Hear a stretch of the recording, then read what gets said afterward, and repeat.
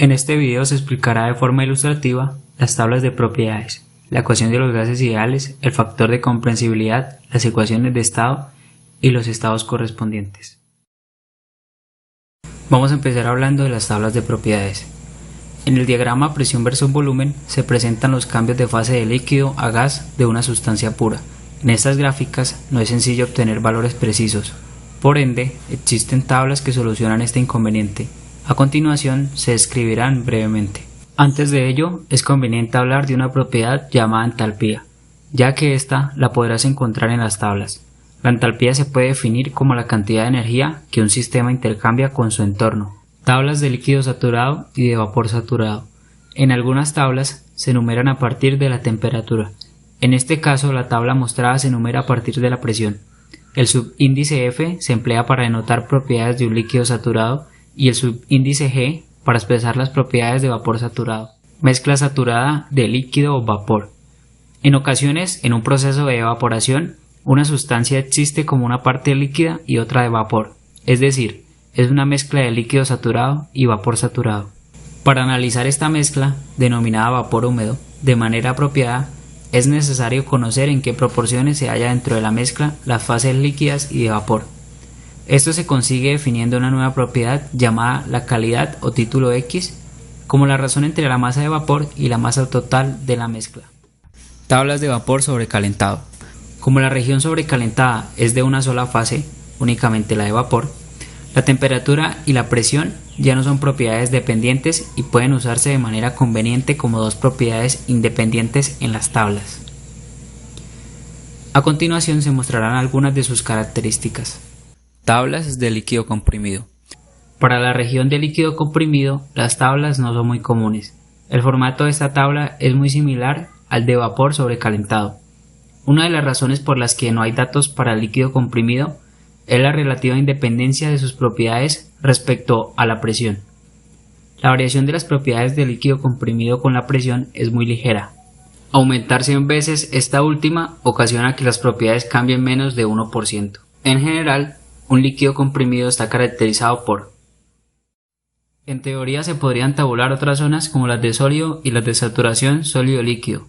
Sin embargo, las propiedades volumétricas de las fases sólidas y líquidas no experimentan variaciones tan notables como las de las fases fluidas. Teniendo en cuenta las tablas de propiedades, realizaremos un ejemplo. Un recipiente rígido contiene 10 kilogramos de agua a 90 grados centígrados. Si 8 kilogramos del agua están en forma líquida y el resto como vapor, determine A.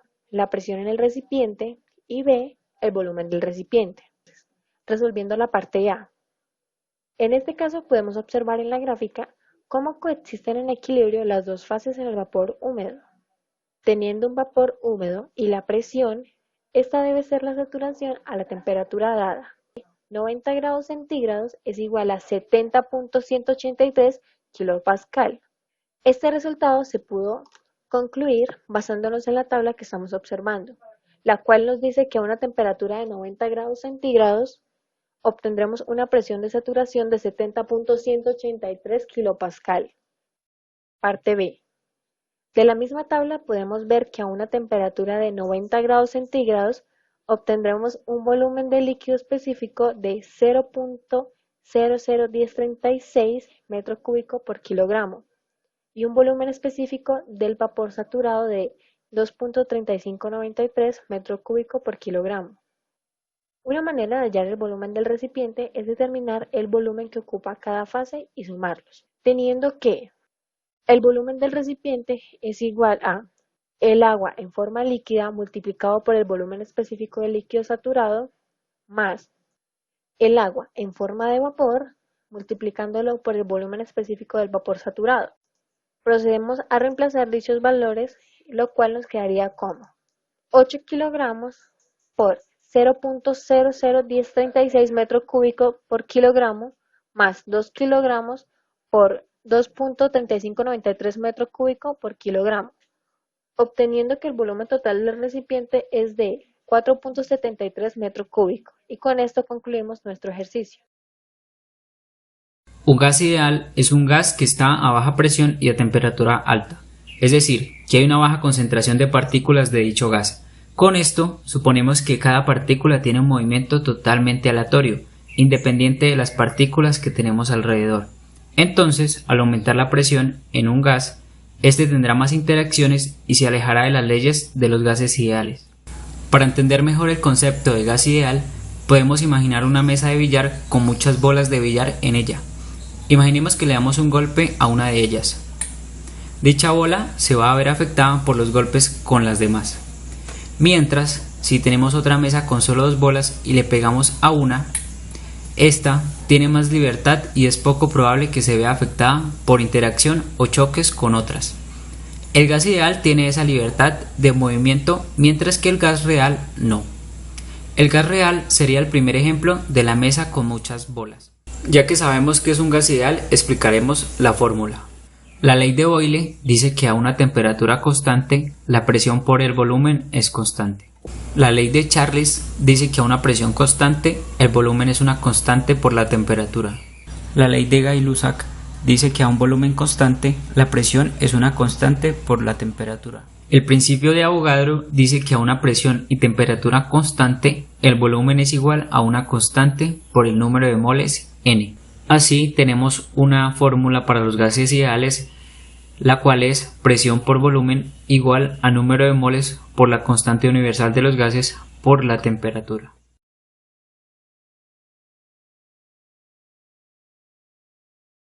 El factor de comprensibilidad Z es la razón del volumen molar de un gas con relación al volumen molar de un gas ideal a la misma temperatura y presión.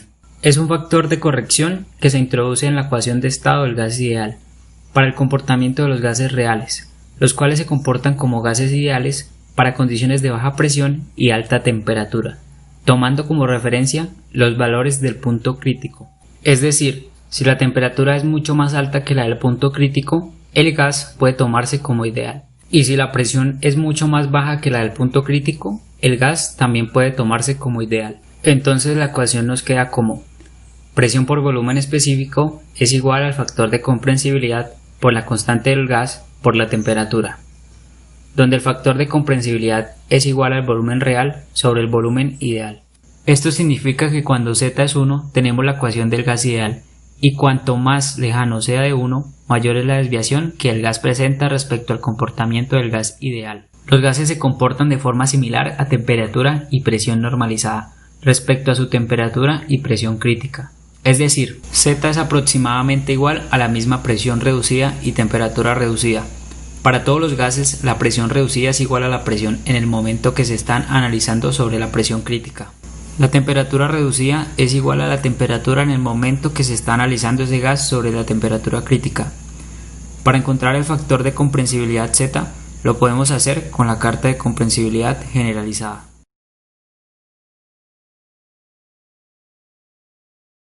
Las ecuaciones de estado son útiles para describir las propiedades de los fluidos, mezclas, sólidos o incluso del interior de las estrellas. Una de las ecuaciones de estado más simples es la ecuación del gas ideal, la cual describimos anteriormente. Sin embargo, esta ecuación pierde mucha exactitud a altas presiones y bajas temperaturas, y no es capaz de predecir la condensación de gas en líquido. Por ello, existe una serie de ecuaciones de estado más precisas para gases y líquidos.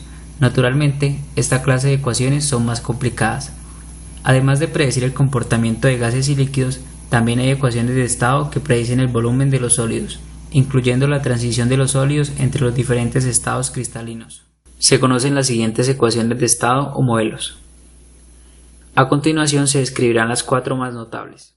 Ecuación de Van der Waals. Van der Waals intentó mejorar la ecuación de estado de gas ideal al incluir dos de los efectos no considerados en el modelo de gas ideal. La ecuación de Beatty-Bridgman, propuesta en 1928, es una ecuación de estado basada en 5 constantes determinadas de forma experimental. Benedict, Webb y Rubin ampliaron la ecuación de Beatty-Bridgman y consiguieron aumentar el número de constantes a 8. Ecuación de estado virial. La ecuación de estado de una sustancia se puede expresar también en forma de una serie.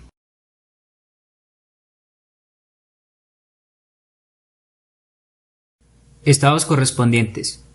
El teorema de los estados correspondientes fue establecido por Van der Waals en 1873, el cual indica que todos los fluidos cuando se comparan con la misma temperatura reducida y presión reducida, tienen aproximadamente idéntico factor de comprensibilidad y se desvían del comportamiento de gas ideal, en más o menos el mismo grado.